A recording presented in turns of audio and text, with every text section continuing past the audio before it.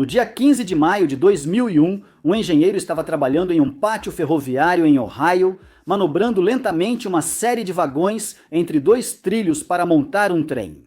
Olhando para os trilhos à frente, ele percebeu algo estranho. Um desvio não estava totalmente alinhado. Passar por cima poderia danificar o trem ou até causar um descarrilamento. E com os trilhos molhados por causa de uma chuva recente, ele não conseguiria parar completamente o trem antes de atingir o desvio. Em uma fração de segundo, ele tomou uma decisão. Acionou os freios do trem, pulou da locomotiva e correu pelos trilhos para alinhar o desvio. O trem avançava em ritmo de caminhada. Ele pensou que conseguiria facilmente voltar a bordo depois de resolver o problema. Mas ele estava enganado.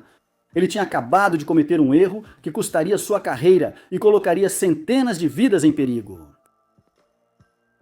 Em 1999, a empresa de transporte ferroviário de cargas CSX adquiriu várias locomotivas da Conrail, que havia encerrado suas operações e sido dividida. Naquele ano, a CSX renumerou as novas locomotivas, começando pelo número 8000.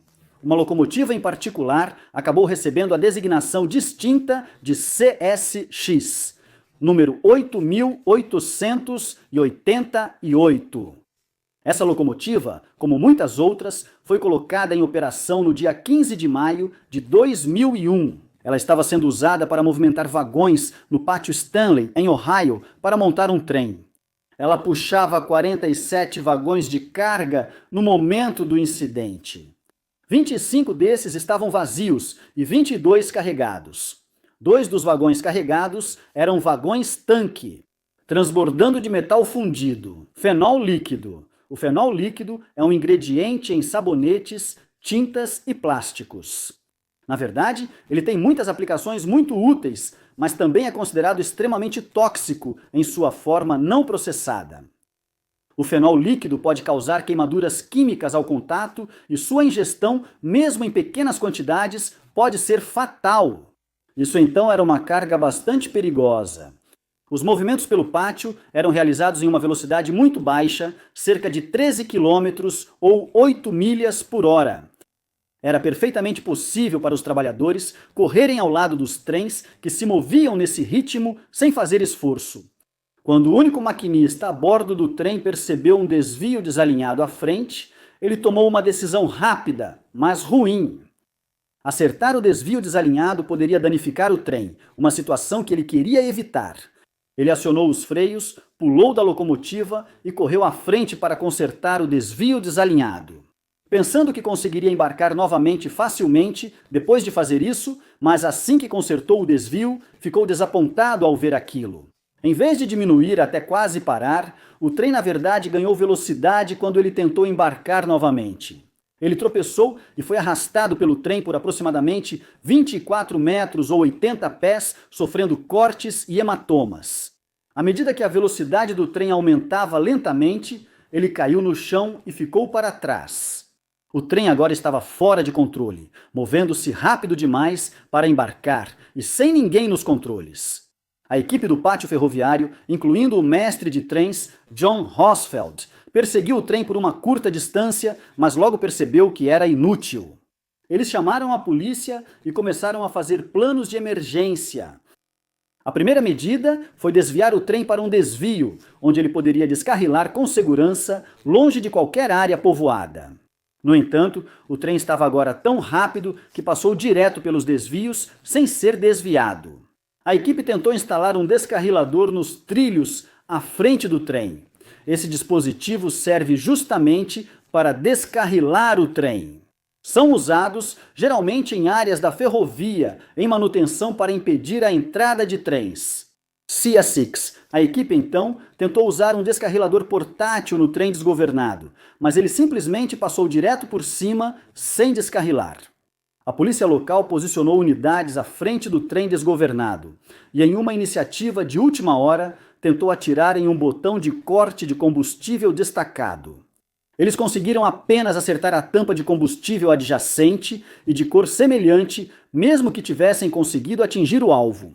Isso dificilmente teria parado o trem, já que o botão de corte de combustível precisa ser mantido pressionado continuamente para ter algum efeito.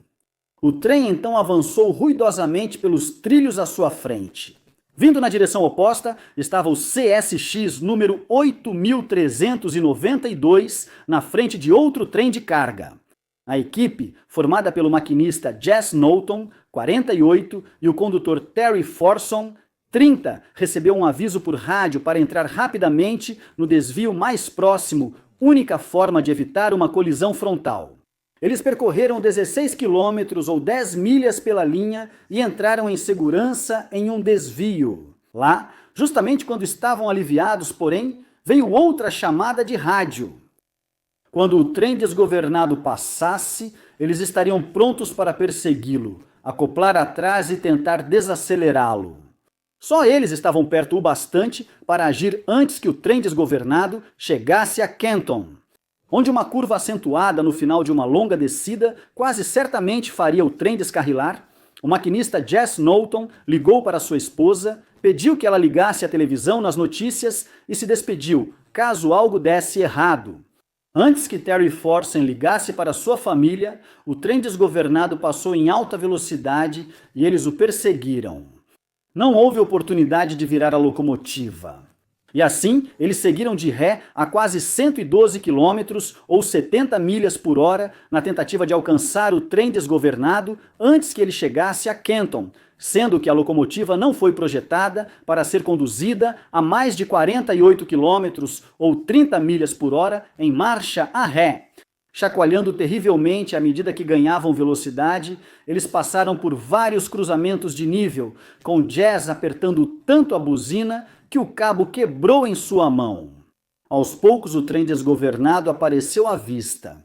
Terry subiu em direção à frente da locomotiva para ter uma visão melhor, usando sinais manuais para indicar a Jess o quão perto eles estavam. O último vagão do trem desgovernado estava carregado de grãos, que agora eram levantados pelo vento e lançados de volta no rosto de Terry. Enquanto tentava observar a situação, acoplar ao trem desgovernado seria uma operação delicada. Se eles fizessem contato rápido demais, corriam o risco de descarrilar e, se batessem devagar demais, não conseguiriam acoplar, deixando o trem desgovernado para colidir. Em Canton, eles se aproximaram com cuidado. Terry se agarrou a um corrimão e se preparou. Jess freou para controlar a velocidade o máximo possível, com um barulho alto de metal. Eles conseguiram acoplar com sucesso ao trem desgovernado. Com apenas alguns segundos de sobra, eles conseguiram acionar os freios e reduzir a velocidade do trem desgovernado para abaixo do limite seguro para a curva acentuada. Em Canton, não havia como eles pararem completamente o trem desgovernado, mas pelo menos conseguiram evitar um acidente do outro lado da cidade. O mestre de trem da CSX, John Hosfeld, aguardava ao lado dos trilhos. Ele correu até lá pela estrada, junto com a polícia local, a mais de 144 quilômetros ou 90 milhas por hora para ultrapassar o trem. Agora, quando o trem apareceu, ele viu que havia diminuído significativamente a velocidade. Quando o trem se aproximou, ele conseguiu estender a mão, segurar no corrimão, pular a bordo, entrar na cabine da locomotiva e, finalmente, acionar firmemente os freios. Graças às ações rápidas de todos os envolvidos, o trem desgovernado carregando uma carga mortal de fenol derretido foi parado sem feridos graves, sem mortes e sem destruição significativa. Logo após o incidente, uma investigação foi iniciada para determinar por que o trem havia ficado desgovernado em primeiro lugar. A causa do incidente foi erro humano. Quando o maquinista, cujo nome nunca foi divulgado, aplicou os freios e pulou para ajustar o desvio desalinhado, fez isso de forma incorreta. O freio a ar do trem foi ativado, mas isso não foi suficiente para desacelerar o trem sozinho. E teve o efeito não intencional de desativar o dispositivo de segurança do trem, que de outra forma teria parado o trem automaticamente. O freio a ar automático adicional havia sido desativado para fins de movimentação do trem no pátio, um procedimento normal e aceito. Não adiantou nada. Mas a falha desses freios não deveria importar, pois o maquinista tentou acionar o freio dinâmico que usa o impulso do trem para alimentar os motores de tração e desacelerar ou parar o trem. O maquinista completou quase todo o processo de aplicação desses freios, mas, devido a um momento de desatenção, não realizou a etapa final. Antes de pular do trem, os freios dinâmicos, portanto, não foram acionados e o trem continuou em movimento sob potência. O maquinista, cujo nome não foi divulgado, era um trabalhador habilidoso e experiente, com mais de 30 anos de serviço. O incidente marcou o fim da carreira dele. O último dia dele no trabalho mostrou que, mesmo após décadas trabalhando nas ferrovias, ainda é possível cometer um erro que, em retrospecto, parece muito básico. A notícia do incidente foi manchete no mundo todo. Nos anos seguintes, isso se tornou um grande sucesso de bilheteria chamado Imparável. Terry Forson e Jess Knowlton, que arriscaram suas vidas para parar o trem desgovernado, trabalharam como consultores no filme, que acabou retratando uma versão tecnicamente precisa, mas muito dramatizada dos acontecimentos.